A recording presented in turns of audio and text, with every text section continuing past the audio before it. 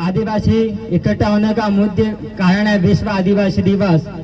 1992 में इसकी शुरुआत हुई और यहाँ पर अपने गांव में आते आते इसको 20-25 साल लग गए। क्यों? इसको अपन को धीरे धीरे समझना होगा। आदिवासी दिवस मनाना इसका मतलब ये नहीं कि अपन एक जगह इकट्ठा हो गए और नारे लगा दिए और 2-4 बातें कर ली, ऐसा नहीं होना चाहिए।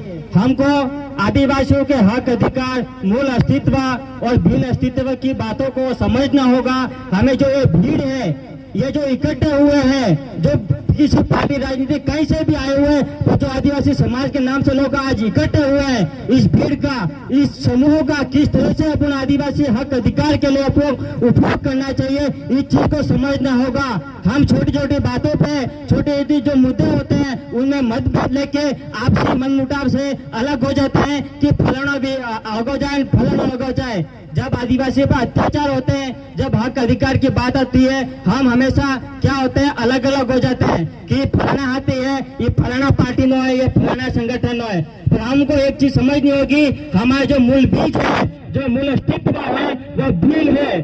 भील आदिवासी समुदाय से अपन आते हैं, अपन प्रकृति पूजक है, प्रकृति रक्षक है, ये किसी को बताते हैं कि जरूरत नहीं है, ये हमारा डीएनए बोलता है। पर आज जो सरकारें हैं, जो लोकतंत्र है, जो प्रशासनिक कार्याधिकारी है, वो बात बात के लिए इस मूल मालिक को, मूल अधिकारियों को पूछना पड़ता है। आज अपने समाज में वार्ड पार्षद से लगाकर राष्ट्रपति तक बड़े बड़े पदों पर अपने अधिकारी बैठे हुए हैं, तो अपन को छोटे से छोटे मुद्दे, हक अधिकार के लिए अपन को लड़ना पड़ता है, ज्ञापन देना पड़ता है, धरना पर उतरना पड़ता है, कलेक्टर तक जाना पड़ता है, दिल्ली तक जाना पड़ता है। तो हमारे जो नेता हैं, जो वार्ड पार्षद है, जो विधायक है, जो MP MLA है और जहाँ तक राष्ट्रपति तक है, वो मुंह पे ताला लगाकर बैठे रहते हैं। पता नहीं कहाँ चाय समोसे खाते रहते हैं या गेरों की दलाली करते रहते हैं। आज इस जागरूकता को, इस जागरूकता को अपन वार्ड पंच को, सरपंच को, जो MP MLA है, कि तुमको वोट दे के हमने क्यों बनाया है? सिर्फ 4 सालों से विधानसभा में खाने के लिए नहीं, हमारे बच्चों के भविष्य के लिए, हमारे किसानों के जमीनों के लिए, हक अधिकार के लिए, 5वीं अनुसूची के लिए, मानवाधिकार के कारणों के लिए हमने आपको बनाया है। ये आपको एहसास दिलाना होगा। ऐसा नहीं है कि आज नारे लगा दिए और कल से तुम भूल जाओगे, ऐसा नहीं होना चाहिए। एक दिन विश्व आदिवासी दिवस मनाने से ऐसे बहुत लोग होंगे जो आज सिर्फ आदिवासी करेंगे, उससे नहीं होगा। नेता होंगे, बहुत होंगे। ऐसे आज बहुत युवा है जो समाज में निरंतर काम करते रहते हैं, हमेशा घर से निकलते हैं, पर जो उनके पड़ोस में होते हैं, जो गांव के राजनीति लोग होते हैं, ये पुराना राजनीति आते हैं, बड़े बड़े को इन्हें बापा कहे तुम्हारे सुबह मोकले में के निप पर है, हमें फंसा दे रहा। हमारे गांव में आए पर कई घटना सजीवा है, लोग घटना के लिए इकट्ठे होते हैं और बाकी पड़ोस आप चाहे बिना नाम लिख कर थाना में, वो कौन लोग है? वो अपने भाई लोग हैं, उनको शर्म आनी चाहिए। अपन को उनको समझाना होगा कि क्या है और क्या नहीं है और हम क्यों लड़ रहे हैं। और एक जोहार की बात आती है, बहुत विरोध होता है कुछ लोगों के। मैं युवाओं से ये कहना चाहूंगा, युवाओं में जो आक्रोश है, ये जो जोश और जुनून है, उसका सही उपयोग करें। कहीं मीटिंग होती है, कहीं बात होती है, आप शांतिपूर्वक समझें और किसी को समझाना हो तो उस शांतिपूर्वक समझाएं, क्योंकि जो आपकी भाषा है वो बुजुर्गों को समझ में नहीं आएगी, क्योंकि बुजुर्ग एक बागड़ी बोलता है और वो देसी भाषा बोलता है। तो आपको उस तरीके से समझाओगे, उनको पूछोगे। आपके घर परिवार में बुजुर्ग जो नाना नानी है, दादा दादी है, उनको पूछोगे, जोहार के बारे में भी बताएंगे, आदिवासी के बारे में भी बताएंगे, अपने संस्कृति के बारे में भी बताएंगे, जो परंपरा है उसके बारे में भी बताएंगे। तो उसका तरीका होना चाहिए, पूछने का तरीका होना चाहिए, अपने बुजुर्गों से कैसे बात करनी है वह चीजें समझनी है। और एक बात है, जो युवा है आज के टाइम में, जो युवा है वो बहुत तेज तर्राट है, उसके अंदर जोश जुनून इतना है कि उनको बोलो दिल्ली में जाके खुद कर दो तो दिल्ली में जाके खुद कर लेगा। पर मेन ये है कि वो एकदम रास्ते में भटक जाते हैं।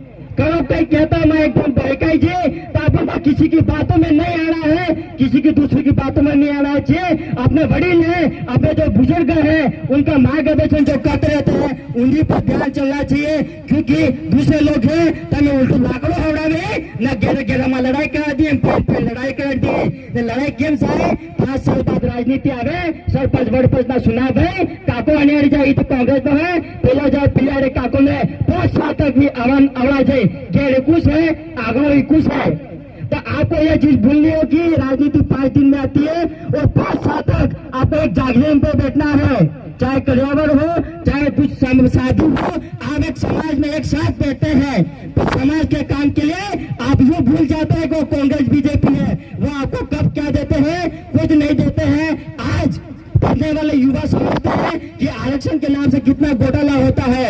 अपन यहाँ पे 80 से 85% उदयपुर संभाग में रहने वाले युवा आज 18% कांस्टेबल में आरक्षण मिलता है, और हमारा नेता कहता है वाणिज्य पामने आलतुलो, तो उन वाणिज्य पामने आलतुलो अपन नेता थोड़ा बना जाए भाई, अपना वोट दिया है, अपन को पूछना चाहिए, हर व्यक्ति का अधिकार है।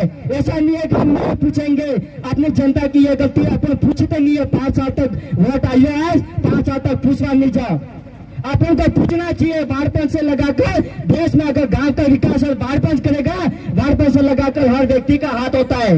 यह चीज आपको जब तक, और सभी व्यक्तियों से यह निवेदन है, हमारे प्रकाश भाई ने बोला पढ़ाई, और जब तक आप पढ़ाई नहीं करोगे, आपने पढ़ाई नहीं की चलो ठीक है, पर जो आपके आने वाली पीढ़ी है, सरकार आपको फ्री में पढ़ाती है, फ्री में हॉस्टल है, MA तक हॉस्टल है, आपको अपने बच्चे रखना होंगे, सरकार फ्री में सुविधा प्रदान करती है।